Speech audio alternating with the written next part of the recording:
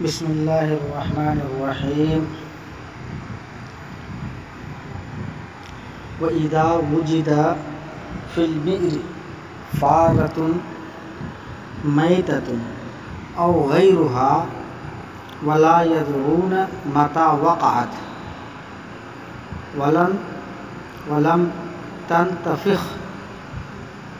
وَلَمْ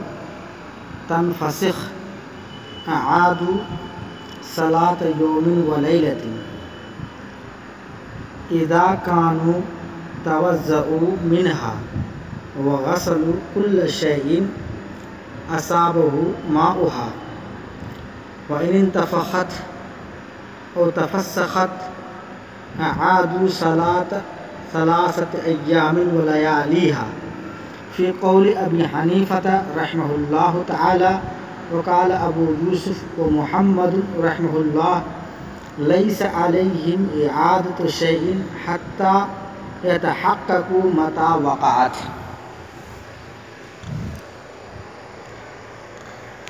ترجمہ: وَإِذَا وُجِدَ فِي الْبِئْرِ فَارَةٌ مَيْتَةٌ، جب کنویں میں کوئی مرا ہوا چوہا او غیرہا یا اس کے علاوہ پایا جائے، ولا یدرون متی وقعت، اور معلوم نہ ہو کہ وہ کب گرا ہے، ولم تنتفخ، اور وہ پھولا نہ ہو، ولم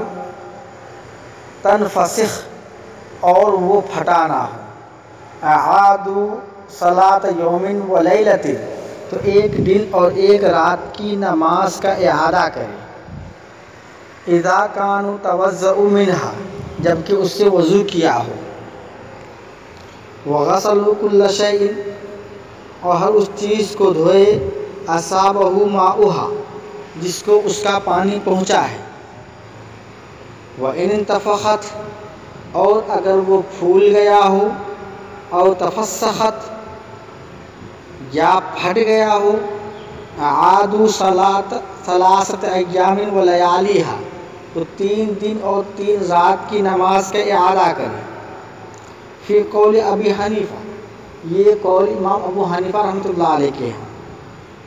یہ قول امام ابو حنیفہ رحمۃ اللہ علیہ کا ہے، وقال ابو یوسف و محمد، اور صاحبین رحمہ اللہ نے فرمایا، لیس علیہم اعادۃ شیء، کہ ان پر کسی چیز کا اعادہ لازم نہیں ہے،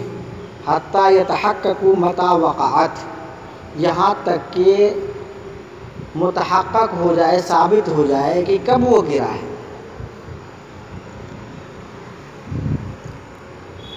اس سے پہلے کنویں کو پاک کرنے کا طریقہ بتلایا گیا تھا کہ اگر کنویں میں کوئی نجاست گر جائے تو کنویں کو پاک کس طریقے سے کرنا ہے،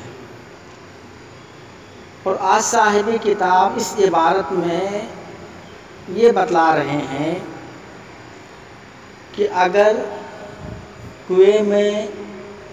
کوئی مرا ہوا چوہا، کبوتر یا کوئی دیگر کوئی بھی جانور کنویں میں اگر مرا ہوا ملا تو اس کا کیا حکم ہے،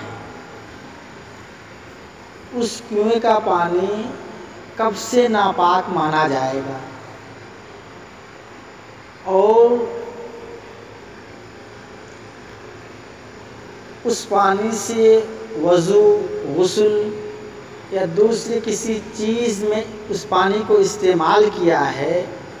تو اس کا کیا حکم ہے۔ صاحب قدوری رحمۃ اللہ علیہ کی عبارت سے یہ بات معلوم ہوتی ہے کہ اگر کنویں میں چوہا یا کوئی اور جاندار گر کر مر گیا ہو تو اس کی 2 حالت ہوگی، ایک تو یہ کہ وہ ابھی پھلا اور پھٹا نہیں ہے، اور دوسری حالت یہ ہے کہ وہ پھلا ہو یا پھٹ گیا ہو۔ اگر وہ گرنے والا جانور جو گر کر مرا ہے اگر ابھی تک وہ پھولا اور پھٹا نہیں ہے تو وہ لوگ جنہوں نے اس کنویں کے پانی سے وضو کیا ہو یا غسل کیا ہو اس کے اوپر ایک دن اور ایک رات کی نماز کا اعادہ واجب ہوگا. یعنی اگر اس پانی کو وضو یا غسل میں استعمال کیا تو اب ایک دن اور ایک رات کی نمازیں اس 24 گھنٹے میں جتنی بھی نمازیں انہوں نے پڑھی ہیں ان تمام نمازوں کا اعادہ لازم ہے. تو جتنی نمازوں کا مطلب یہ ہے کہ اس کنویں کے پانی سے وضو کر کے جتنی نمازیں پڑھی گئی وہ ساری نمازیں دہرائی جائیں گی، کیونکہ جب کنویں کا پانی ناپاک ہے تو ناپاک پانی سے طہارت حاصل نہیں ہو سکتی، وضو نہیں ہو سکتا. اس لیے اس کے ذمے میں نماز باقی رہ گئی. اب وہ پاک پانی سے دوبارہ وضو کرے گا، غسل کیا ہے تو دوبارہ غسل کرے گا اور پھر 24 گھنٹے میں جتنی نماز پڑھی گئی ہیں ان تمام نمازوں کا اعادہ کرے گا. ایک مسئلہ تو یہ ہے. دوسرا مسئلہ یہ ہے کہ اگر وہ چوہا یا اس جیسے کوئی بھی جانور جو گر کر مر گیا ہو اگر پھول گیا یا پھٹ گیا تو ایسی صورت میں جن لوگوں نے اس کنویں کے پانی سے وضو یا غسل کیا ہے ان لوگوں کے اوپر 3 دن اور 3 رات کی نمازوں کا اعادہ واجب ہے. اسی طریقے سے جو برتن کپڑے وغیرہ اس درمیان میں اس کنویں سے دھوئے گئے ہیں، برتن دھونے میں اس کنویں کا پانی استعمال ہوا ہے، کپڑا دھونے میں یا دوسری کسی اور چیز کو پاک کرنے کے لیے اس پانی کو استعمال کیا گیا ہے، تو جن چیزوں کو پاک کرنے کے لیے جن چیزوں کو صاف اور ستھرا کرنے کے لیے اس کا استعمال کیا گیا ہے وہ ساری چیزیں ناپاک ہو جائیں گی اور سب کو دوبارہ دھونا لازم اور ضروری ہوگا. اب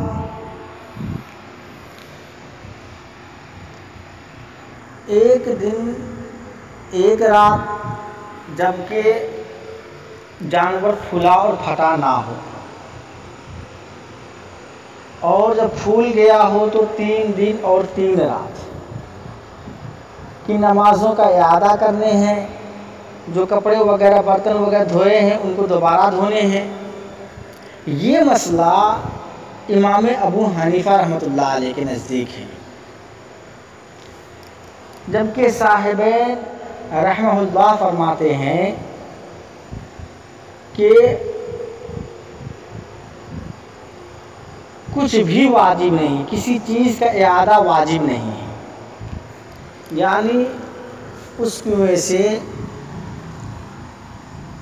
جن لوگوں نے وضو کیا ہے یا غسل کیا ہے یا کپڑا برتن دھویا ہے تو نہ تو نماز کا اعادہ واجب ہے اور نہ کپڑے کا دوبارہ برتن کا دوبارہ دھونا اس پر واجب ہے.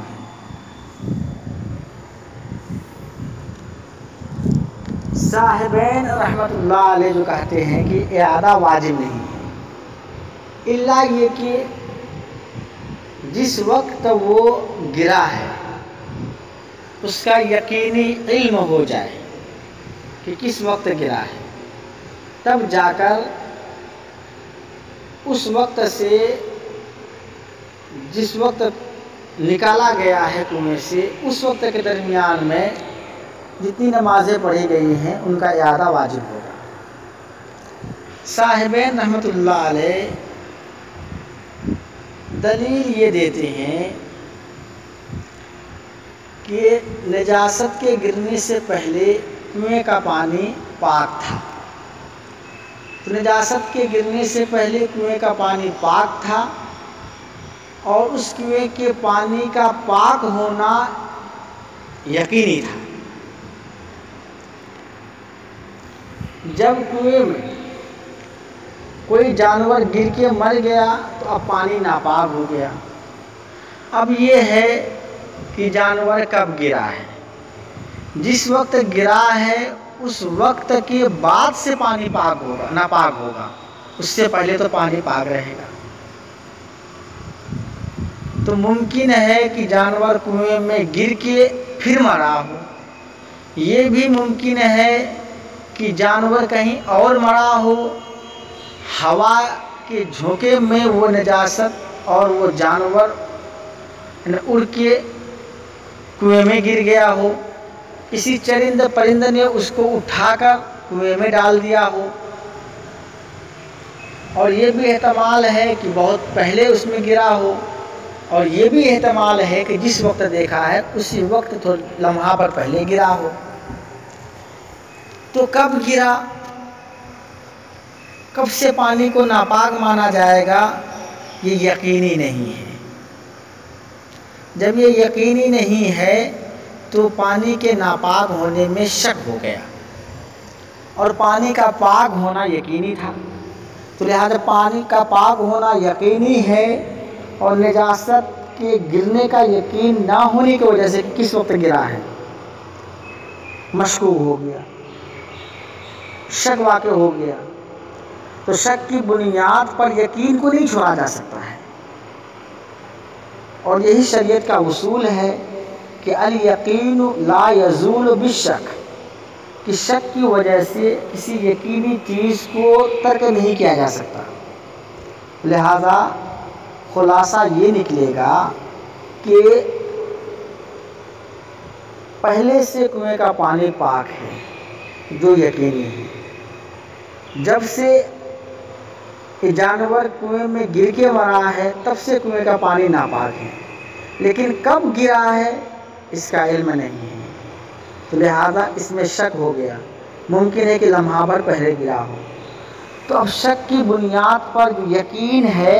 پانی کا پاک ہونا، اس کو ترک نہیں کیا جا سکتا۔ اس لیے صاحبین کہتے ہیں نہ تو نماز کا اعادہ اس پر واجب ہوگا، اور نہ ان چیزوں کو دوبارہ دھونا واجب ہوگا جس کو اس کنویں کے پانی سے دھویا گیا ہے۔ امام ابو حنیفہ رحمۃ اللہ علیہ جو فرماتے ہیں کہ اگر پھولا پھٹا نہ ہو تو 1 دن اور 1 رات کی نماز کا اعادہ واجب ہے، جن چیزوں میں اس پانی کو استعمال کیا گیا ہے ان چیزوں کو دوبارہ دھونا واجب ہے، اور پھولنے اور پھٹنے کی صورت میں 3 دن اور 3 رات کی نماز اور چیزوں کا اعادہ واجب ہے۔ امام ابو حنیفہ رحمۃ اللہ علیہ دلیل یہ دیتے ہیں کہ جانور کا پانی میں گر کر مرنا اور اس کے مرنے کا سبب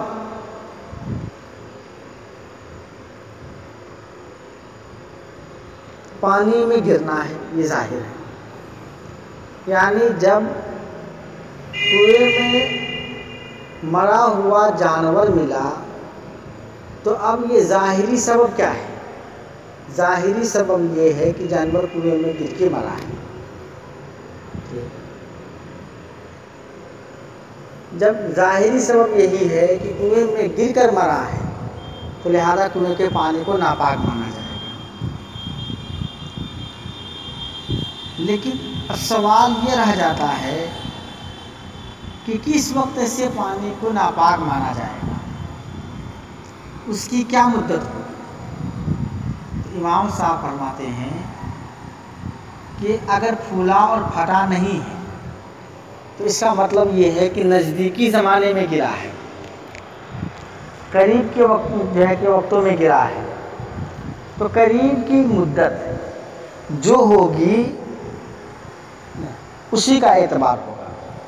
اور قریب کی مدت ایک دن اور ایک رات ہے۔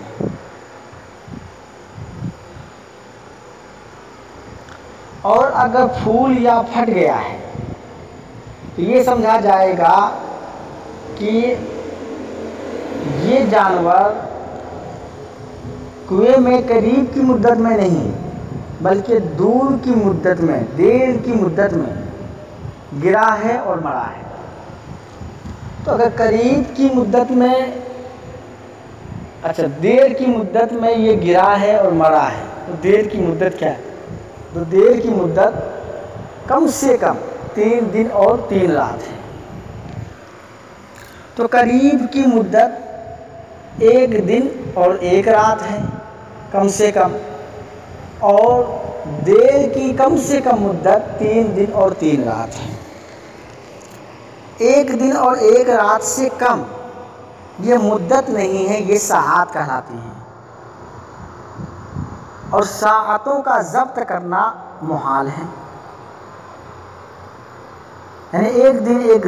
رات سے کم کا جو زمانہ ہے، یہ چونکہ ساعات میں آتے ہیں کہ کس وقت تک، کتنی دیر پہلے، کتنے لمحے پہلے، ان کا ضبط کرنا تو محال ہے۔ اس لیے ساعات کا اعتبار نہیں ہوگا بلکہ مدت کا اعتبار ہوگا، اور مدت چونکہ قریب کی 1 دن اور 1 رات ہے، اس لیے کہا جائے گا کہ جب جانور پھولا اور پھٹا نہ ہو تو اس صورت میں 1 دن اور 1 رات سے کنویں کو ناپاک سمجھا جائے گا، اور یہ سمجھا جائے گا کہ کنویں میں جانور کو گرے ہوئے 1 دن اور 1 رات ہو گیا ہے۔ اور اگر پھول اور پھٹ گیا ہے تو اس وقت یہ سمجھا جائے گا کہ یہ بعید کی مدت، دیر کی مدت میں گرا ہے، اور جب جانور دیر کی مدت میں گرا ہے تو دیر کی مدت کم سے کم 3 دن اور 3 رات ہے۔ جب کم سے کم 3 دن اور 3 رات ہیں تو 3 دن اور 3 رات سے کنویں کے پانی کو ناپاک مانا جائے گا، اور ان وقتوں میں اس کنویں کے پانی سے وضو کر کے جتنی نمازیں پڑھی گئی ہیں ان تمام نمازوں کا، جو کپڑے دھوئے ہیں ان کپڑوں کا، جن برتن کو اس پانی سے دھوئے گئے ہیں ان تمام برتنوں کو دوبارہ دھونا اور نماز کا اعادہ کرنا واجب ہوگا۔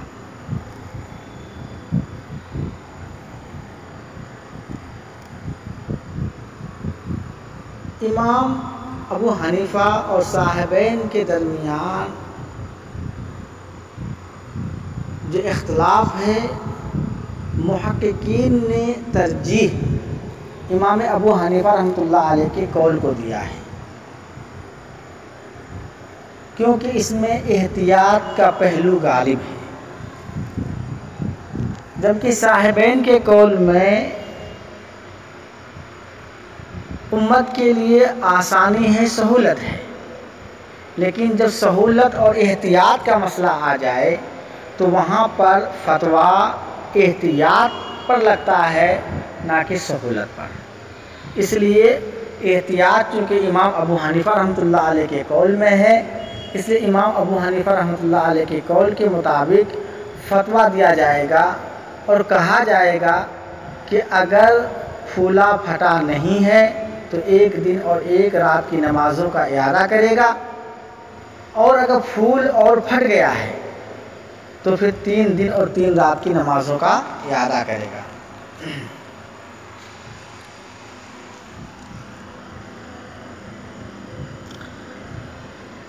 آگے فرماتے ہیں صاحب کتاب، اصول الآدمی کی وما یؤکل لحمہ طاہر، آدمی کا جھوٹا اور جن جانوروں کو کھایا جاتا ہے ان کا جھوٹا پاک ہے۔ یعنی آدمی کا جھوٹا،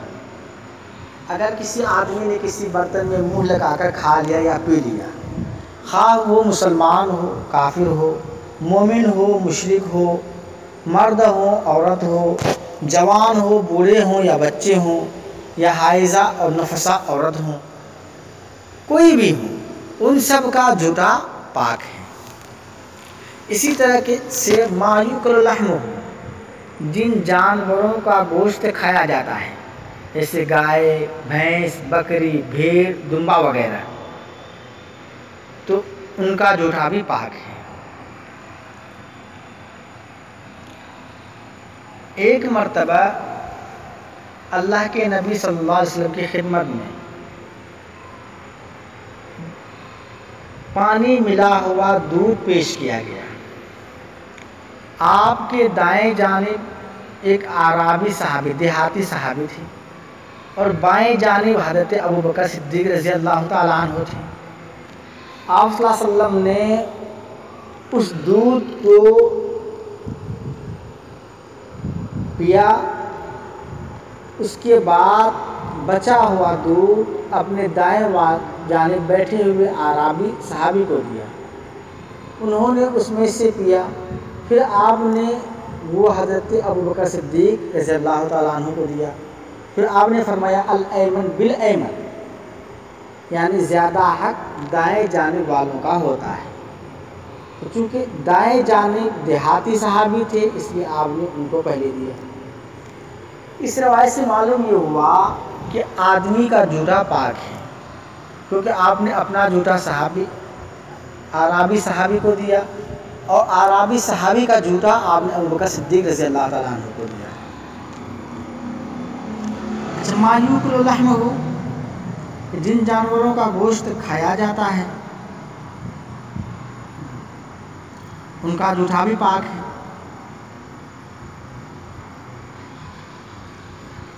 اسی طریقے سے حائضہ، نفسا وغیرہ، کیونکہ متعدد روایات ہیں جس میں حائضہ عورت کے جوتے کھانے کو جائز سمجھا گیا ہے۔ حضرت عائشہ رضی اللہ تعالی عنہا کی ایک روایت ہے کہ میں جس برتن میں منہ لگا کر پیتی تھی، اور آپ صلی اللہ علیہ وسلم اسی جگہ جہاں پر میرا منہ لگتا تھا منہ لگا کر پیتے، حالانکہ میں حیض کی حالت میں ہوتی تھی۔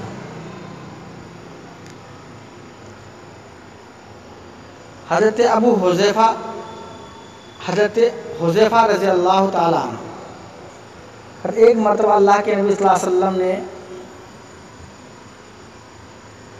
مصافحہ کے لیے ہاتھ بڑھایا، حضرت حذیفہ نے اپنے ہاتھ کو کھینچ لیا اور فرمایا کہ میں جنابت سے ہوں۔ آپ صلی اللہ علیہ وسلم نے فرمایا کہ مومن نجس نہیں، مسلمان ناپاک نجس نہیں ہوتا ہے، یعنی مصافحہ کرنے میں کوئی حرج نہیں ہے، مصافحہ کرنے سے مصافحہ کرنے والا ناپاک نہیں ہو جائے گا۔ تو ان تمام روایات سے معلوم ہوتا ہے کہ آدمی کا جوٹا یا ما یؤکل لحمہ، جانور کا جوٹا، یہ پاک ہے، اس کے استعمال کرنے میں کوئی حرج و گناہ نہیں۔